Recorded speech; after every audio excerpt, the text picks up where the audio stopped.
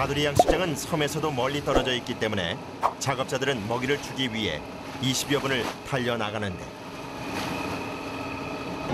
이 배는 먹이를 실어 나르기 위해 고안된 사료 운반선이다. 이런 형태의 배가 전국에 거의 없습니다. 특이하게 배에다가 이렇게 밑에 부자를 붙여가 스티로폼을 붙여가지고 이렇게 잘 뜨게끔 그려져 있습니다. 여기 이제 파도에 지금 예, 절대 깔아지는 않습니다.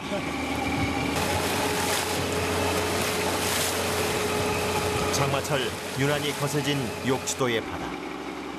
때로는 위태로워 보이는 이 작은 사료 운반선은 30년 경력의 기관장이 책임진다. 먹이를 줘야 하는 고등어 양식장은 모두 13개. 모두 욕지도 앞바다에서 잡힌 작은 고등어들로 망망대해 한가운데 최대한 자연과 가까운 조건에서 자라고 있다.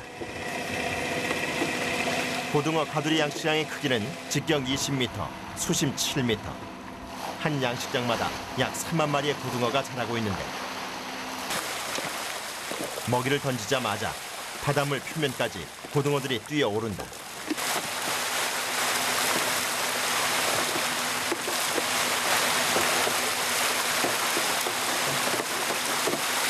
양식장에 갇혀있지만 자연에서와 똑같이 무리지어 먹이를 쫓아다니는데 식욕이 엄청납니다. 엄청 먹습니다. 일단 이놈들은 입만 벌리고 다닙니다.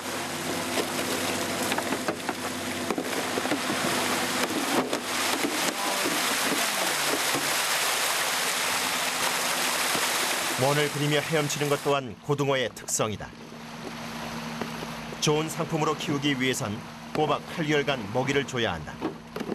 13개의 고등어 양식장에 하루에 주는 먹이의 양만 해도 2에서 2.5톤.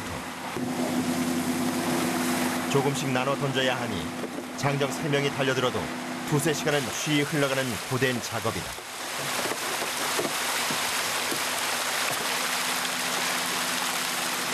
이렇게 이 가에 가깝게 주면은 이렇게 구멍 밖으로 먹이가 빠져나가기 때문에 되도록이면 이렇게 가운데 쪽으로 주고 있습니다. 이렇게 먹이가 흘러나와도 거실이 적게끔 이렇게 주도록 신경을 많이 씁니다. 먹이 작업에서 또 하나의 난관은 좁은 공간이다. 폭 60cm의 좁은 둘레의 공간은 한 사람이 겨우 설 정도.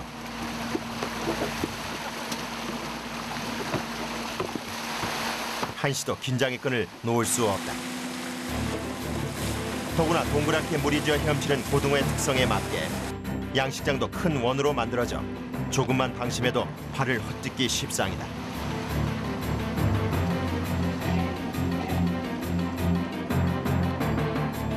그래도 고등어의 배를 채우기 위해선 성큼성큼 서두를 수밖에 없는데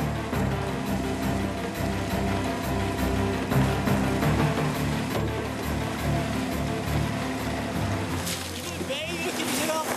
예, 매일 줍니다. 특별한 작업이 없는 한 먹이는 1년 360일 줍니다.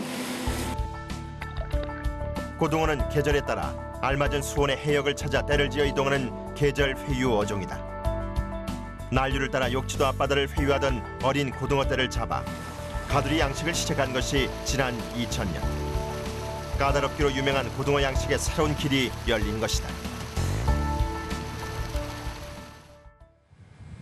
다음 날 새벽 5시. 고등어 양식장의 하루는 지금부터 시작이다. 좋지 않은 기상에도 홍승표 씨는 서둘러 선착장으로 향하는데 일찍 나가시네요. 예, 오늘 조금 늦습니다. 아, 오늘 늦은 거예요? 야, 파도가 좀 치가지고 오늘 작업이 조금 힘들겠네요.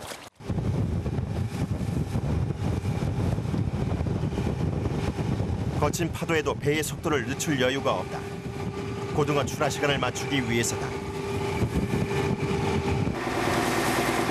경남 통영 최남단인 이곳 욕지도에서 먼 도시들로 제 시간에 도착시키려면 자연히 출하 작업을 앞당길 수밖에 없다. 높은 파도를 따라 들썩이는 양식장. 그 위를 걷는 것만도 위태위태하다.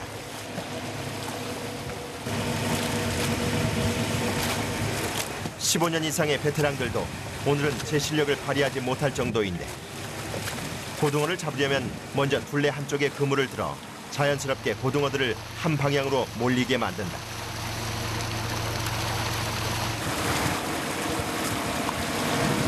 대형 그물은 물론 3만 마리 고등어의 무게까지 고스란히 작업자들이 떠안아야 한다. 체감 무게는 100kg 이상. 한쪽 그물이 충분히 올려지자 고등어들이 수면 위까지 모습을 드러내는데 다음은 고등어를 옮기는 작업이다.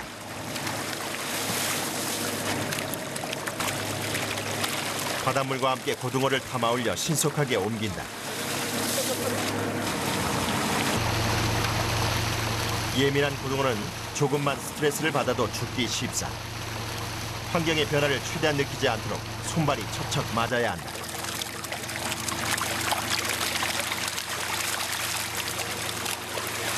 건질 때 또한 고등어의 헤엄 방향에 맞춰 함부로 하지 않는다. 이 또한 몸에 상처가 생기지 않게 하기 위해 세심한 방법인 것이다. 사람이 변하면은 고기가 힘이 듭니다. 그물을 너무 많이 몰아면은 고기들이 파닥파닥 해가지고 요 피부에 비늘이라든지 여러 가지 점액 성분이 떨어져가지고 고기한테 치명적인 죽을 수 있는 원인이 되기 때문에 그래서 되도록이면은 고기들이 그 물 속에서 유용하는 상태에서 이 고기를 밖으로 떠내요. 무사히 배에 옮겼어도 방심은 금물이다.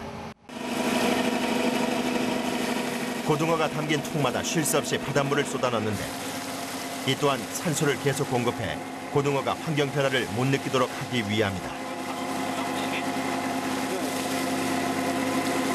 알 안 죽어도 스트레스 받아갖고 나중에 다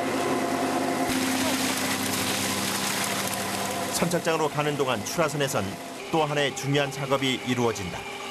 바로 고등어를 크기별로 선별하는 것.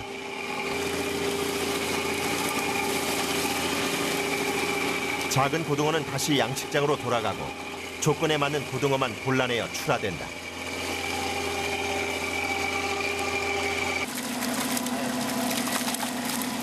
몇 g으로 되시는 거예요? 예? 몇 g으로? 아, 350g. 300g.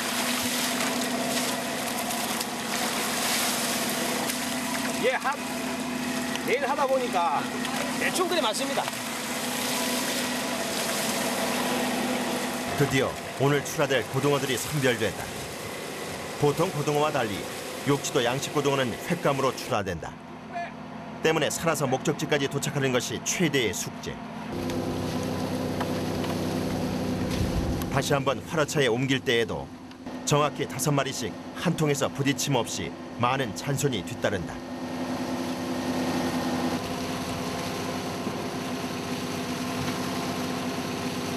한꺼번에 안 옮기고 몇 마리씩 조금 나오는 거예요? 네, 성질해야 돼. 그 방이니까 한 번에 많이 되면 죽어. 활어차 수조까지 무사히 들어가야 출하 작업이 마무리된다. 어디로 가시는 거예요? 서울 위사리 인천 경푸른 고기들이 다 예민한데 그중에 고등어가 최고 예민합니다. 확실히 아무래도 좀 이동하는데 좀 신경이 많이 쓰이긴 하시겠어요. 그렇죠. 어떤 점이 가장 신경 쓰이죠? 고등어는 일단 밝아야 되고요. 어두우면 가는 중간에 통에 불이 꺼져가지고 어둡다든지 어두우면 고기들이 전체적으로 한 통 전체적으로 고기 스트레스 다 받아가지고 살지는 못해요. 하루를 넘가집니다. 욕지도 양식장의 고등어는 킬로그램당 2만 원대 이상 받는 고급 횟값. 새벽 5시부터 시작되는 출하 작업은 일주일에 딱 하루만 빠진다. 출하를 마치면 곧장 바다로 다시 나온다. 그나마 지금이 한숨 돌릴 수 있는 시간이다.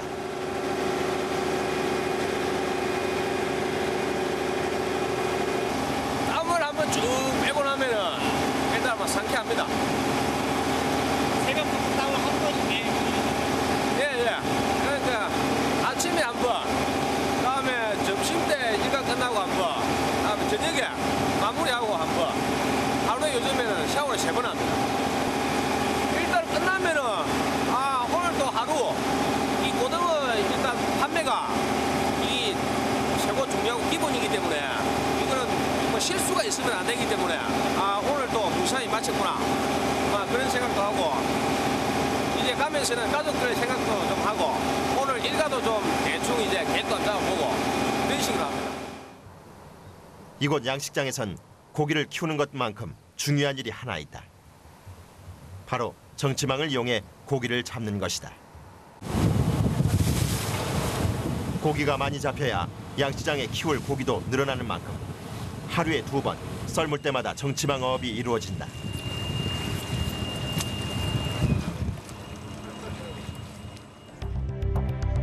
정치망 어업은 회유성 어종을 유도하여 이동로를 차단하고 그물 안으로 들어온 고기를 마지막 통그물에 몰아서 잡는 형식이다. 이때 어부들은 배 위에서 순차적으로 그물을 들어올려 고기를 모는 방법을 쓴다. 비가 오는 궂은 날씨에도 하루 2번 정치망 어업은 놓을 수 없다. 고정시켜놓은 그물을 걷는 일이라지만 수백 킬로그램의 그물을 배 위로 끌어올렸다 내렸다 무려 13번이나 반복해야만 한 번의 작업이 끝난다. 특히 끌어당기고 풀고 하기를 반복해서 그물 사이를 좁혀가기 때문에 뱃머리와 후미 두 곳에서 어부들의 작업이 동시에 이루어져야 한다.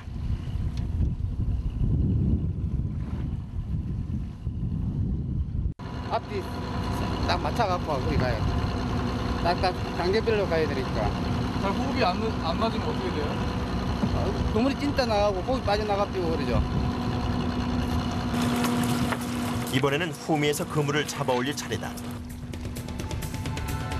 시간을 끌수록 고기들이 다시 빠져나갈 확률도 높아진다. 반복적인 작업 끝에 이제 정치망의 마지막 통그물까지 간격을 좁혔다. 이제 그물에 고기를 건져 올리는 일이 남았다.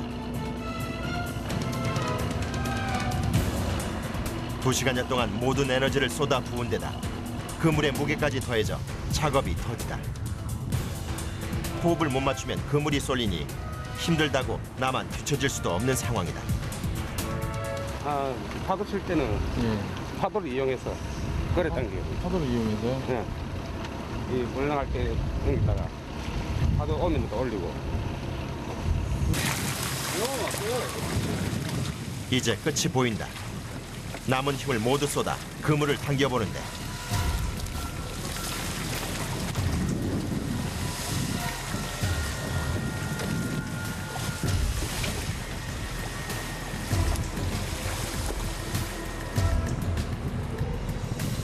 그런데 분위기가 심상치 않다.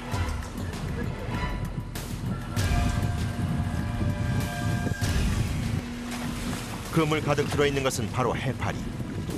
다른 물고기는 보이지 않는다.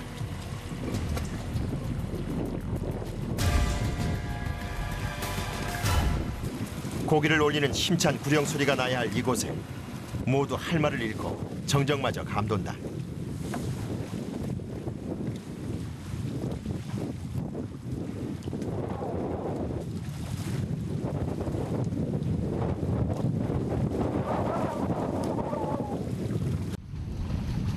두 시간이 넘는 작업 끝에 수확물은 뜰채로 겨우 하나 찰 정도.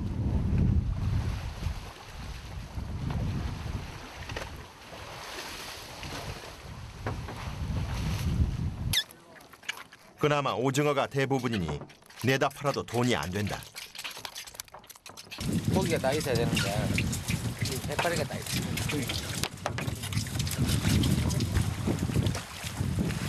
그물한 해파리는 일일이 낫으로 잘라낸다. 해파리를 그냥 바다에 버리면 또다시 어업에 피해를 줄 게 뻔하기 때문이다.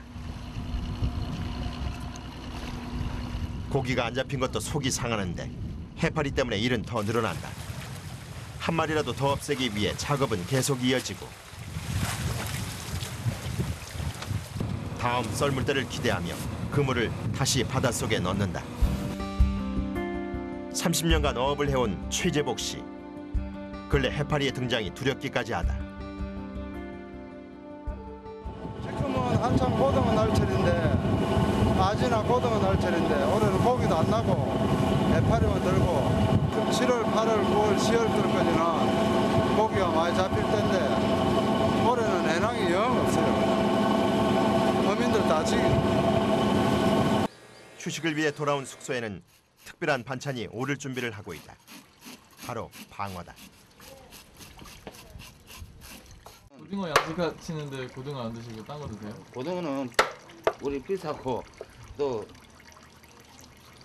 그거 갖다가 양식하는 걸 함부로 썰이 뭐가 될 수 있다 이거. 싱싱한 방어는 뭐니 해도 회가 제격. 기름기 많은 생선답게 회에도 윤기가 흐른다.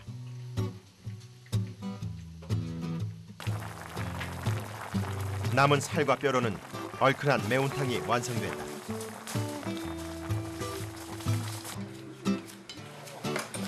오랜만에 특별식에 식사 분위기가 좋다. 회 싫어하는 어부가 과연 있을까?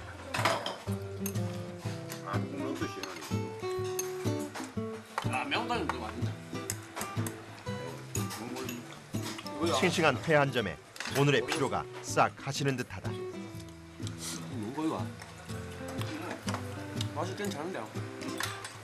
방어인데 방어. 커다란 방어 한 마리가 금세 동이 날 지경.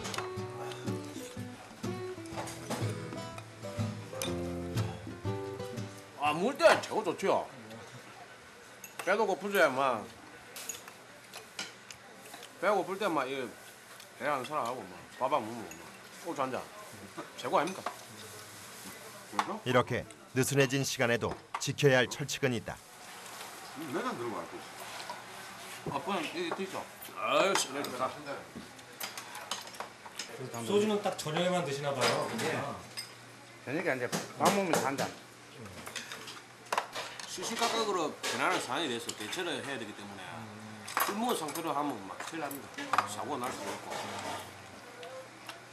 이를 하여튼 어떤지 임기응변에 하여튼 전달해가지고 상황이 어떻게 변하더라도 그게 대처를 할 수 있는 그런 정신력을 집중해야 됩니다. 정신을 집중 안 하면 사고 날 수도 있고 막 큰일 납니다. 아, 그래서 술은 네, 저녁에만 그렇죠. 안주로만 드세요? 그 이제 긴장 풀리고 이제 그 소주 한잔 하는데. 소주 한 잔에도 내일을 준비하는 마음가짐이 있기에 변덕스런 바다와 함께 수년, 수십 년을 살아올 수 있었던 게 아닐까. 욕지도의 하루가 밝았다. 출하를 마치고 돌아온 어부들. 뭔가 옮기기 분주한데. 바로 냉동된 고등어. 양식장에 뿌릴 사료를 만들기 위한 재료들이다.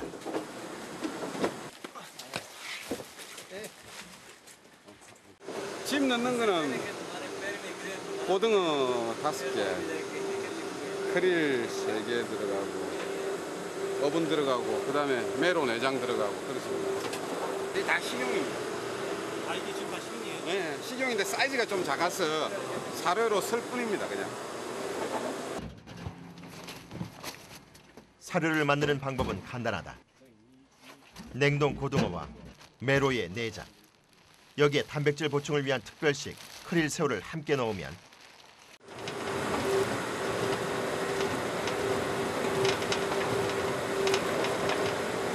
기계 속에서 곱게 갈아져 고등어가 먹기 좋은 크기로 만들어지는데 사료는 매일매일 신선함을 원칙으로 한다.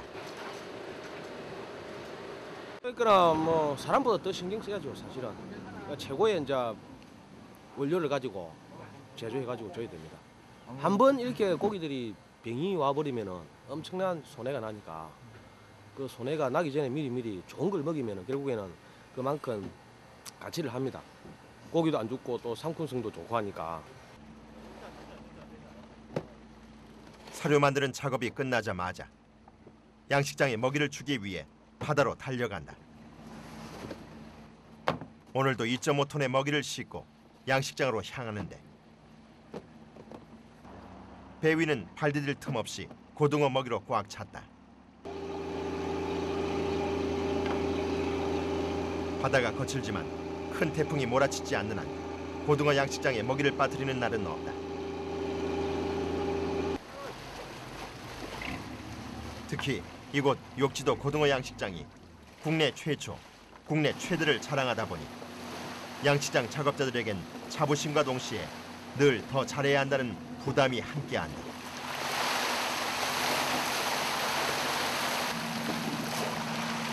다행히 고등어 양식이 성공적으로 이어지면서 전국 각지에서 고등어회를 먹는 것이 어렵지 않게 됐다. 이놈들이 막 식성이 좋아가지고 지금 또 소원이 아주 좋기 때문에 너무 잘 먹습니다. 이놈들한테 하루에 다 배를 못 채줘서 미안할 뿐입니다. 무려 2.5톤의 무게를 매일 바다로 던지는 일. 얼굴이 붉어질 만큼 힘이 들어도 고등어가 잘 먹는 모습만 봐도 잊어버리게 된다.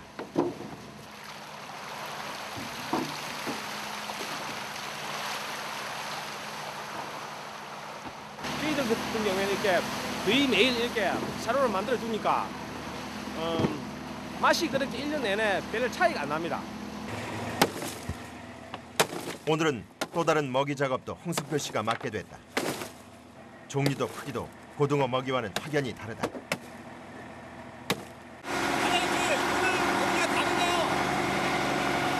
오늘은 귀하신 거 참다른 거 먹입니다.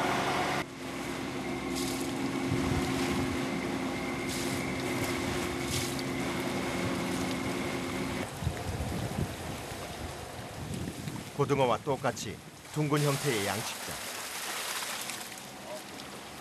하지만 먹이는 정갱이로 통째 던져준다.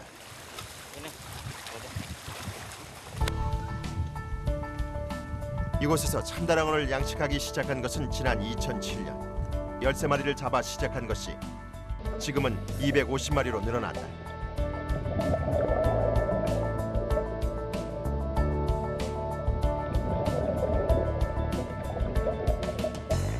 아직까지는 시작 단계지만 가까운 일본에서도 같은 형태의 참다랑어 양식이 성공적으로 이루어지고 있어 모두의 기대가 크다.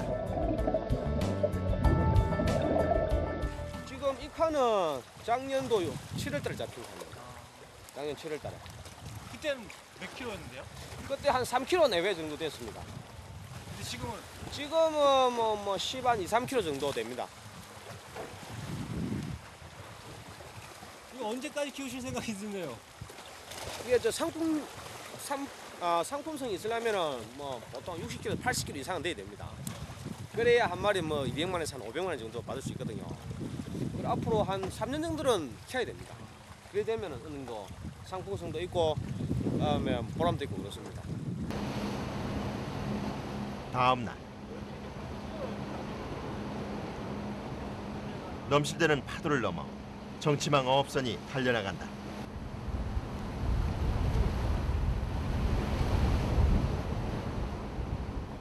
요 며칠 거센 비가 계속돼 정말 오랜만에 조업에 나서는 것인데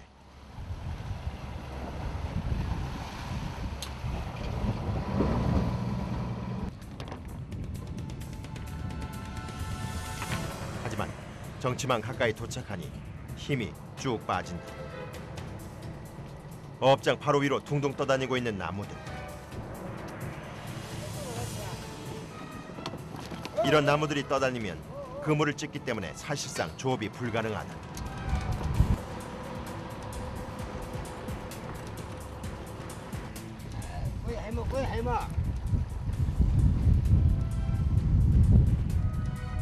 하나를 건져냈다 싶으면 또 하나, 그리고 또 하나. 바다까지 떠내려온 장마 쓰레기들이다. 이런 게 그물에 걸리면은 세지. 구멍이 있지. 구멍이 많이 세. 결국 오늘도 조업을 못하고 배 가득 나무 쓰레기만을 실은 채 섬으로 돌아온다.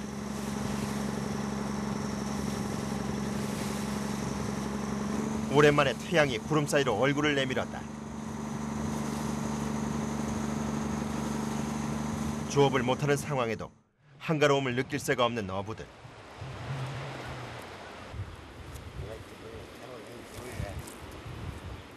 내일의 작업 준비를 위해 그물 손질에 여념이 없는데 어부들에게 이보다 중요한 재산은 없다.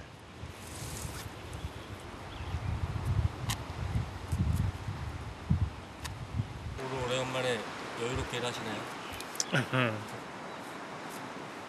이게 오히려 되다. 아 그래요? 되다 보고 이 차를 움직이고 가만 붙이고 이래야 우리는 맞지. 얘는 봐이라. 또 구멍 난 데가 어디 있나? 해파리대로, 홍합으로, 장마 쓰레기로 요즘 들어 고기를 잡는 일보다 다른 일로 그물이 상하는 일이 부쩍 많아졌다. 바닷속 그물이 양식장이 더 많은 고기로 가득 차기를 한 땀 한 땀 고치는 그물에 그 바람을 담아본다.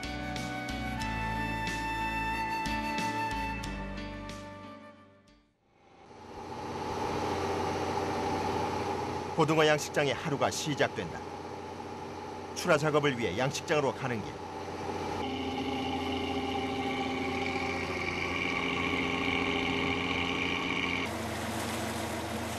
팔 8개월을 꼬박 키운 고등어가 출하를 기다리고 있다.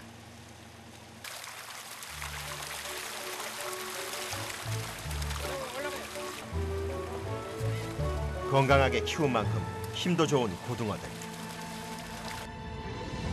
늘어나는 그물 무게만큼 일하는 보람도 배가 된다.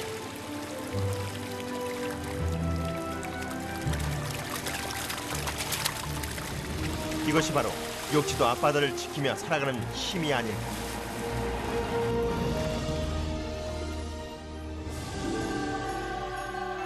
거친 바다와 사투를 벌이며 우리 업의 새로운 길을 개척해 나가는 사람들.